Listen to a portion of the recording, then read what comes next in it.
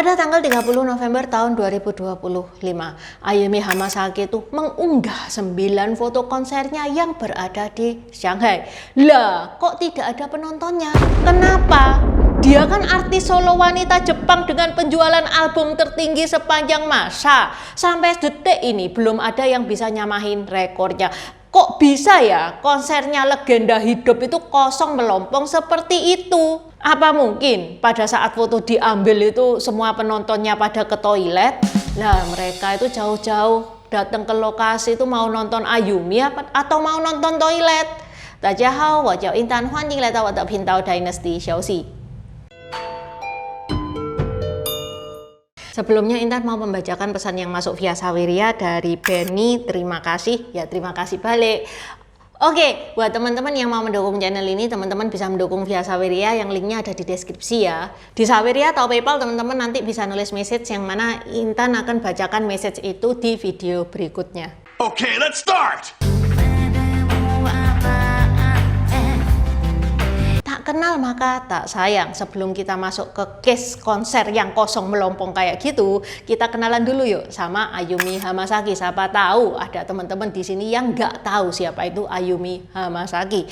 Dia itu penyanyi Jepang, kelahiran 2 Oktober tahun 1978 di Fukuoka. Di dunia J-pop dia itu bukan sekedar penyanyi, dia itu legenda hidup. Bahkan dia sampai dijuluki Empress of J-pop, permaisurinya J-pop. Dia merupakan artis solo wanita di Jepang dengan penjualan album tertinggi sepanjang masa, yang mana albumnya itu terjual lebih dari 50 juta kopi. Lagunya itu laku keras banget, sampai beli CD-nya dia itu loh antri, kayak antri sembako.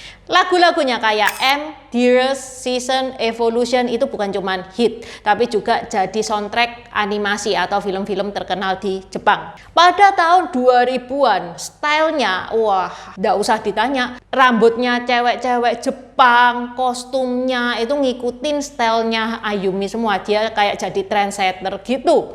Orang terkenal ini Intan nggak tahu loh, baru tahu ini Intan Ayumi Hamasaki. Nah loh, makanya waktu ngobrolin tentang konsernya Ayumi Hamasaki yang kosong melompong seperti itu, netizen itu pada bingung semua. Karena yang kita bicarakan ini bukan penyanyi yang baru kemarin sore, tapi ini ratunya J-pop yang dulu tiket konsernya itu susah didapat. Terus pertanyaannya, gimana bisa konsernya legenda kok kosong kayak gitu?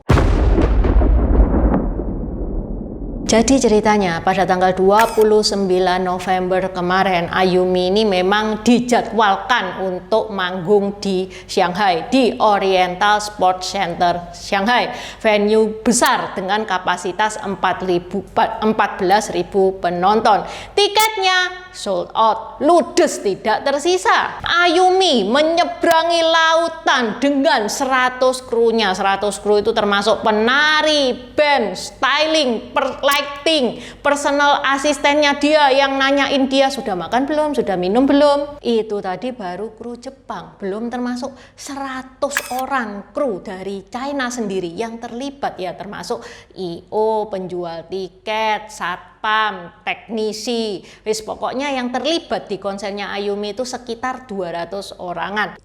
Semua sudah siap, tinggal penontonnya aja yang belum masuk. Lalu datanglah hari yang menentukan, yaitu H-1, yaitu pada tanggal 28 November.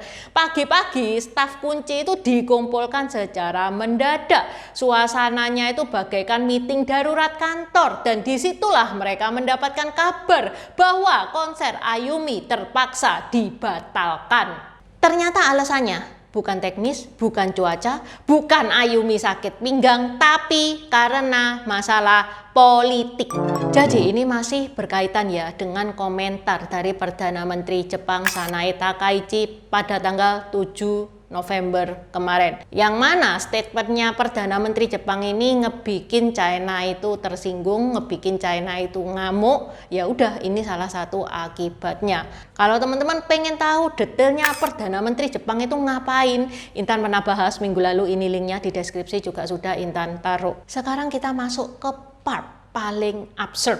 dari kisah ini, sekaligus mencengangkan ya, karena Ayumi dengan jiwa profesionalnya yang entah terbuat dari apa, dia bilang konser batal, oke, nggak apa-apa, aku tetap manggung. Beneran dong, meskipun event nggak boleh diadakan, Ayumi itu tetap perform sesuai judul, lengkap dengan penari, band, gestur membungkuknya sampai konfeti yang berterbangan kayak konser beneran. Dia tetap menyanyi seolah-olah 14.000 pasang mata itu lagi nonton dia. Padahal tidak ada yang nonton dia sama sekali. Itu kursi kalau bisa ngomong itu bingung dia. Ini kita nih yang nonton dia jadinya. Yang mana pertunjukannya itu direkam dan dibagi-bagi ke fansnya yang ngebeli tiket sebagai pelipur lara. Ini dia kayak bilang, maaf ya guys, kita nggak bisa ketemu, kita nggak bisa eyes to eyes, tapi tenang, ini tak kasih versi Blu-ray-nya, kayak gitulah kurang lebih. Ya walaupun jujur ya, nonton konser sama lihat rekaman itu beda hasilnya, beda vibe-nya. Kita kan kalau nonton tuh ya pengennya nyanyi-nyanyi, teriak-teriak. Apalagi sekarang zamannya medsos kan, kepengennya itu foto-foto, pamer di medsos, ya kan? Tapi minimal ya Ayumi ini ada effort lah, dia nggak kepingin orang yang sudah ngebeli tiketnya dia itu kecewa sambil megangi stroke refundnya.